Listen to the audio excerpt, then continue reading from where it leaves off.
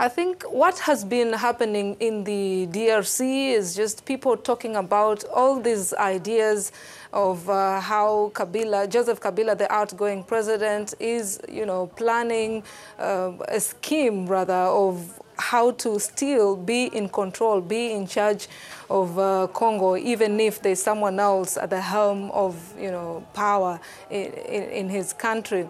So they've been talking about him picking his own person. Initially, that was Emmanuel Ramazani Shadari. But now it turns out Ramazani himself is actually third in these election results. When you look at the provisional results, which is what the CENI, the Election Commission, announced early this morning. So there's really nothing concrete as to what this might become in the coming few weeks or maybe days, because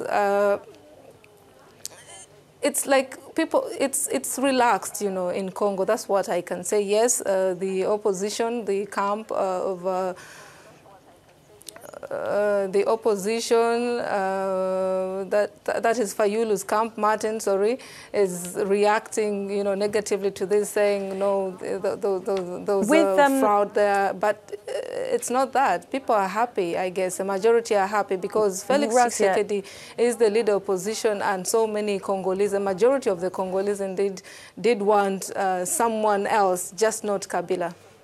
Razia, with that in mind, do you think there is a sense in the DRC that there can be a peaceful transfer of power? Of course, that is the big hope.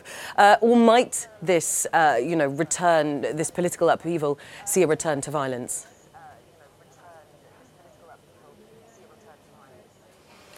I think the Congolese have seen enough of, atrocities, enough of people dying, and if, from what I understand, they are not willing to go back to that point in time again. No era of, so many people suffering and people losing families, people getting displaced. No, the Congolese don't want that.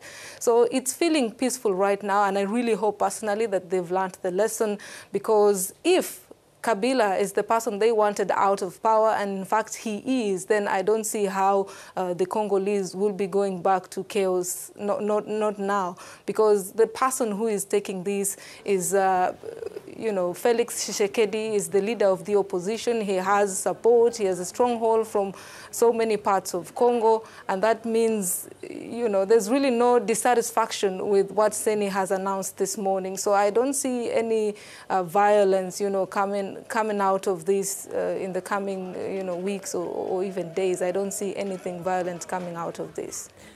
It's the first time in decades that the opposition, as you said, has got a look in. What does that mean for Congolese politics?